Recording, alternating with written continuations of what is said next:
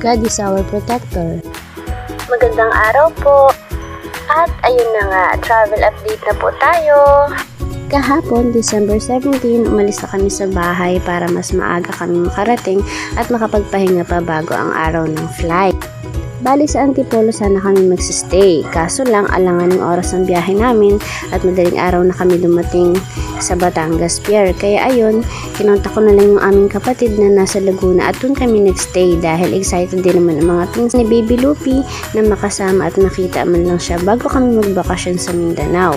At ngayon, December 18, bumiyahe na kami papunta sa airport and charan! Nandito na tayo sa airport. Wow! After 29 years, makakasakay din tayo sa aeroplano, guys.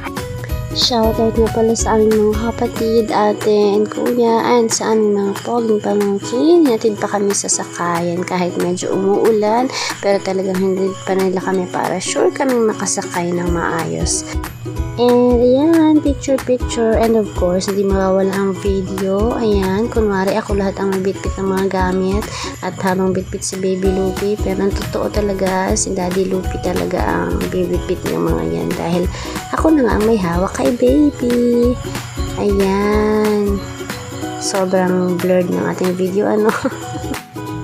Yan, lakad-lakad ng madam, lakad-lakad, hanap, basa, kung ano ang gagawin. So, maaga tayo nakarating dito. Magto-12 pa lang. Ang ating ticket ay 3:40 in the morning pa naman. Pero kailangan maaga talagang dumating sa airport para magawa natin yung mga bagay na dapat gawin. Kagaya ng pag-check-in ng mga baggage and other things pa. Ayan, makikita nyo naman sobrang daming babiyahe dahil talagang peak season magpapasko ay ang dami-daming pasahero. And syempre simula pa lang yan dahil December 18 pa lang. So sa mga susunod na araw siguradong napakarami pang pasahero at napakarami pang uuwi sa kanilang mga probinsya. Hindi naman gusto si Daddy, ano? So ayun, muntik pa kami magkaroon ng problema pero mabuti ang Diyos dahil talagang gumagamit siya ng mga tao na para tayo ay makabiyahe ng maayos. Muntik pa kami magkaroon ng problema kasi nga nalimutan namin magdala ng identification ni AJ.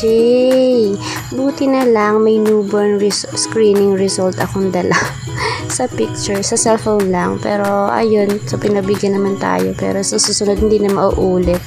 And i-ready na natin sa susunod na biyahe natin ang kanyang record. Sobrang excited kasi ang mommy at daddy. Dala lang yung valid ID namin pero hindi na dala ng identification details or information si baby. Pero ayun, hindi na siya mauulit sa sunod. Pero thank you Lord, nakabiyahe kami kasi kung hindi, may iwan ang baby sa airport. Ang arte mag voice over. Ayan, excited ang daddy. Ayan na nga at kitang-kita na ang eroplano. Makakasakay na tayo sa eroplano, guys. And ang baby namin excited din. Kahit 6 months pa lang po ang aming baby. Ayan, babiyahin na ang baby papunta sa Mindanao.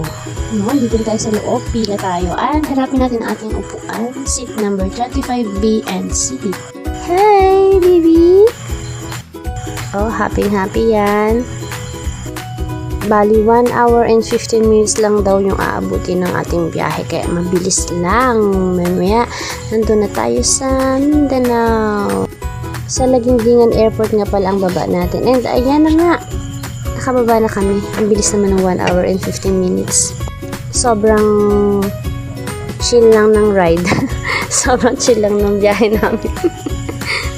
Ayan na nga si daddy, oh. Yun lang yung dala niya, isang backpack and shoulder bag at saka yung maleta. Thank you nga pala sa sponsor ng maleta, Char.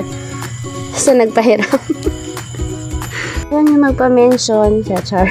Ayaw magpa-mention. Thank you po. Ayan, pababa na tayo and kukunin na natin yung ating baggage.